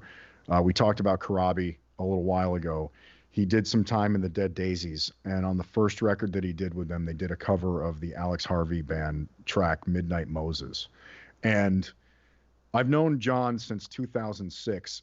I've heard him do a ton of cover songs over the years, some of them were fantastic. He does a killer version of there's a Beatles track. What was the one? He did it on one of those tribute records, and it's totally skipping my brain right now. She's only what the hell was the song called? I think Tiffany did it. I can't think of it right now. I'm drawing a blank. I'm an idiot. But he did, like Happenings 10 Years Time Ago from the Yardbirds, Wasted from Def Leppard, He's a Woman, She's a Man from the Scorpions. But Midnight Moses is, it's as if that song was written for John Corabi, right? Like that is his song. It's almost like autobiographical when you listen to it, if that's even a word. That is a Corabi song, and if you haven't heard it, it's worth checking it out. Is it all over YouTube? Yeah, and they did a video for it. It was a pretty significant song for them as a band on that first record. But Midnight Moses, The Dead Daisies, it's one of John's. To me, it's like a signature track for him. Right on. Please email me all of these so I can send them to Robin. Yeah, I'll send you the list. Yeah, I'll send you the list for sure. Rock on. Well, let me just let me blow through these super quickly. One of my favorite songs of all times. Oh my gosh. I just blanked. Uninvited by Alanis Morissette. But you're uninvited. You know the song? No. Really? Okay. There's a song by Alanis Morissette called Uninvited. I don't even like you. Could you sing it again so we could? It reminded me of Steve Martin and Planes, Trains, and Automobiles. Like. All right. It goes. Don't worry, he probably won't get the Planes, Trains, Automobiles reference. Oh, that's true too. Yeah. Wow. Like anyone would be, I am. Yeah, that's exactly how Steve Martin is in Planes, Trains, and Automobiles. 3 coins in a fountain. I don't like any of you. Flintstones. Meet the Flintstones. Oh my gosh. Anyway, there's a Matt Cardle does a great version of it. My boys Red Sun Rising also do a really cool rockin' version of it. In This Moment does some really cool metal covers of songs. Call Me by Blondie is one in particular that I think they did a great job on. The Dirty Loops. Anyone familiar with those? Oh yeah. I know. You're not familiar with Dirty Loops, Pete? No. Oh, I'm gonna man. I'll send you some. Sounds like I need to be, huh? Yeah. Oh. They're like next level musicianship. They're They're Berkeley cats, correct? No, they're from Sweden. Oh, okay. They're from Sweden and Austria. That was my second guess. Dude, I think one of them went to Berkeley. One of them may have gone to Berkeley, but no, I think they met at a if I remember correctly, I think they met at a conservatory over in Austria. And then they Lovely accent you have. They got a certain producer with them that just I mean, like it's really produced stuff. Like everything is very tight but it's sounding. Funky. Oh, it's funky. It's three white European boys. Yeah, they rock. Anyway, go check out Dirty Loops. Super cool stuff. I got to give a shout out to Chase Holfelder. He's this dude online that does covers of tunes. He takes major tunes and turns them into minor key. Really cool stuff. In particular, Believer by Imagine Dragons. Really cool cover that he does of them. Oh, shucks. How could I miss this one? One of my favorite covers of all time. Have y'all heard of a band called Pink Floyd? I know you have. They have a song called Hey You. I know you've heard it. There's a band called Dream Theater. Unbelievable version. And the guitar solo, which Hey You is an incredible guitar solo, as you all know. But what I love about the Dream Theater version is Petrucci pays homage to Gilmore. Sorry, I'm blanking. David. Thank you, Santa. He pays homage to him, but then at the very end, he puts in a little shred. You know what I'm saying? Love that. Can you sing it for us? Yes. You don't know Hey You? Can you just hum the solo? Yeah, can you just hum the solo? Yeah. What's up, Pink Floyd?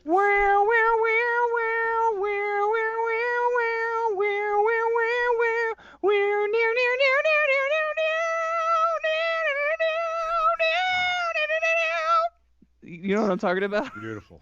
That was great. It was like a cat meowing that the whole time. Anyway, that was good. Make sure I didn't forget anything. That's the new Meow Mix commercials. We've got Alien Ant Farm, Smooth Criminal. Ooh, Michael I Jackson can't believe song. I forgot about that. Great one, yeah. That's a great one. Motley, Smoking in the Boys' Room. Guns N' Roses, Live and Let Die. Fun story. I saw, for the longest time, I was like, no, Guns N' Roses is the best version, which is incredible. I thought it was better. But then I saw Paul McCartney live. I was like, that's pretty freaking good. Yeah. It's funny. Now you guys have all mentioned Smoking in the Boys' Room. Motley did a bunch of different cover songs over the years. Right, you did. You did. You're right. Not put me on that list. Yeah. I got you. Yeah. But yeah, I mean they did a lot of different covers during that period. Helter Skelter. Teaser from Tommy Bolin was one of the other ones, and they did White Punks on Dope later on, which was great.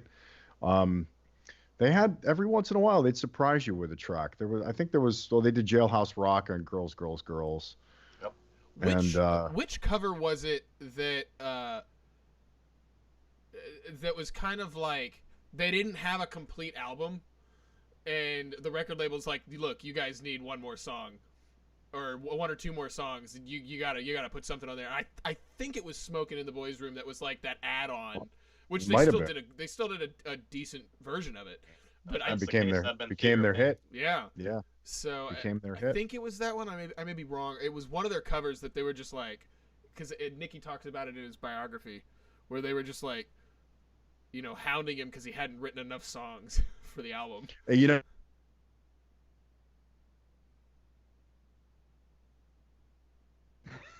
What happened? Oh God! All of y'all froze. All of y'all were just like sitting there, and I'm going, "Oh fuck! Did I click end?" That's happened a couple of times actually throughout the interview. It's on my end anyway. You guys froze up, but I might have been Girls, Girls, Girls because Jailhouse Rock was a live version that they put on there. Oh, okay, so it might have been that. Yeah. Could have been that because and that record was kind of short on songs anyway. So well, and then they like remastered it when it came out with Rodeo. Is a great song that I wish was on the album originally. Yeah, some of the bonus tracks were definitely better than some of the stuff that ended up on a couple of their albums. Yeah. And if I didn't mention it, I might have missed it, but maybe correct me if I'm wrong, boys. But Greta Van Fleet does a Change Is Gonna Come. Sam Cooke. Oh, I love that cover. I haven't heard that. Well, yeah, I'll have to check that out. Okay. Right, they're good. They're a good little live band. I haven't seen them yet. I want to, but they're good. I don't know if they've done any covers, but Pete, are you checking out the Struts at all? Man, the new record is great. Yep. And they do a cover of "Do You Love Me" from Kiss on that. Mm-hmm. And it's funny because it's not the Kiss song. They do the cover of there was a band called Girl that Phil Collin and Phil Lewis were in before they went off and joined Def Leppard and LA Guns, and they did a cover of that song, and that's the version that they do the cover of. But there's also a great song on there called "I Hate How Much I Love You" or something like that. It's my right favorite track on the album. Is that the one with? Is that the one with Phil Collin and Joe Elliott? Yeah. And it's weird. I was on the fence with the Struts on the first one because I saw them live. They opened for Guns, I want to say in San Francisco or something like that, and they were great. Like I watched the live show and I'm like, wow, I got to go and check out this record. And when I heard the record, I was like, oh, this is the energy wasn't there. Like there was nothing. It was I felt like I had watched a completely different band live than what I heard on the album. This new record sounds huge. Like whoever they had produce it, they did a whole different thing on it, and I love everything I've heard off of it so far. And I love hearing that. It's the guitar sounds are massive on it. It's very cool. I still think their best song is a single they released called "One Night Only." I have to check it out. I'm not familiar with it by title, so I have to check. I think it's just a single, but that's a great I think it got on a record. Did it end up on one final? Because I downloaded the single of it, so. Right. We'll get the album next time, bro. I'm really liking this new one though. I'm excited for them. I hope it does something great for them because it feels like they finally captured that live sound on the album. They're good live. I saw them open for the Foo Fighters and then by themselves. I can't remember who opened up for them.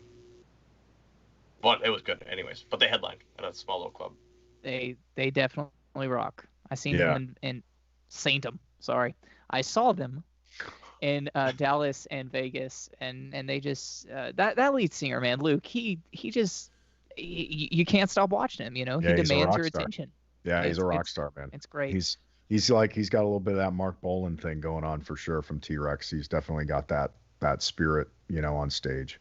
Well, You know, and part Mark Bolan, part Mick Jagger. it's well, and It's a little Freddie Mercury. Yeah. Yeah, a little bit. You know, he does the rap. You know, he does the Yeah. rolls. You know, he Yeah. does some Freddie. But anyway, gentlemen, this has been an absolute pleasure. Mr. Pete, thank you so much for man, being thanks a for part having of me. this. Oh, it was a pleasure, guys. I had a blast. And I hope that we can do another one in the near future and talk about your touring days. I'd love it. Yeah, that'd be fun. That'd be fun. There's a lot of good stories, a lot of good bands. So Right on. I know, and I can't wait to hear them Well, live. do me a favor, check out Shadow and the Thrill, check out the Doomslide records, and you know, enjoy those 2 albums. I think there's some great stuff on both of them. I think you guys will like them. We'll check them out. Yeah, do it. Absolutely. I like the You Spin Me Right Round when Zach sent that to us earlier. Nice. So, yeah. Yeah, it's very different. we had fun doing that one for sure. You know, it was actually Wade brought that one to me and he goes, I've got this great idea. I'm like, all right, let's do it. You know, and when we started this project, I was definitely not intending to be singing as much as I ended up singing on it. I am not a singer. I guess I'm a vocalist of some sort, but that's about it. And it was a lot of fun, man. And I got into the character of it. And it's funny because all this stuff, the imagery and the name and the name of the record were all done prior to, you know, all the shit hitting the fan, I guess is the only way you could say it. You know, it was all, I came up with the image before Corona came out. I came up with the name of the record As the World Burns before everything started happening. So, it just, you know, so it's your fault. It's my fault. Yeah. And by the time I had the records pressed, you know, it was kind of like, oh, all right, well, I guess now is as good a time as any. So wow, you're the one. Yeah, you caused it. Like the Nostradamus of this whole shit show. You know, I appreciate you guys having me on. It was a blast, and it's a great. You know, you guys have got some great stuff that you picked out as well. So I'm looking forward to kind of digging into some of those and listening to them. So as we are yours, man. We are yours. So everyone, you know, just to remind you, go check out Doomslide and Shadow and the Thrill, and do it. You know, buy those records because they look cool as crap. They do. Both of them are badass. I mean, it's like the way I look at it is, if you're gonna press vinyl, you might as well make it look cool. So, you know, it's a piece of art. You know, that's my motto for leaving the house. If you're gonna leave the house, you might as well look cool. They both come with a download card too. So when you buy the version of it, you actually get a second copy. So you don't have to go out and buy a digital one. Cool. Righteous. So it comes that's a really smart idea. It's, you know, as a music fan, right? You know, you're already paying more for the record, right? You're paying more for the vinyl. So, you know, for me, it's just a good value add. You know, it makes sense to me as a fan of music to do that in any vinyl. You know, I think it should always be that way. I think you should always get a download with it. So. Well, bless you. Yeah, man. Check it out. I appreciate it, guys. I appreciate you giving me an avenue to kind of talk about some of these projects, and a lot of great songs too. Thank you. Of course, brother. Well, thank you everybody for tuning in. This was a blast for me. I hope you guys enjoyed it as well. Everyone have a safe week, and God bless all y'all. TJ? Thanks for listening, as always. Love y'all. Tell your friends. I hope you enjoyed, and we'll see you next time. Robin? Yeah, this was a really fun episode. I enjoyed it, and I look forward to having you back on and hearing your stories of being on the road. So I will share anything that I'm allowed to. Alrighty. All right, guys, have a good one, man. Thank you so much for having me on. All right, I guess that's class dismissed.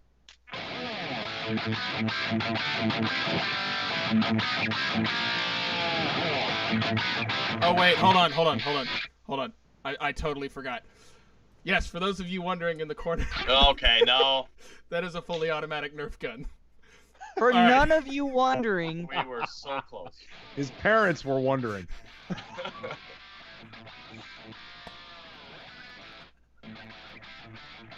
did you really just stop me? Is this thing still on? Yeah, it's still on.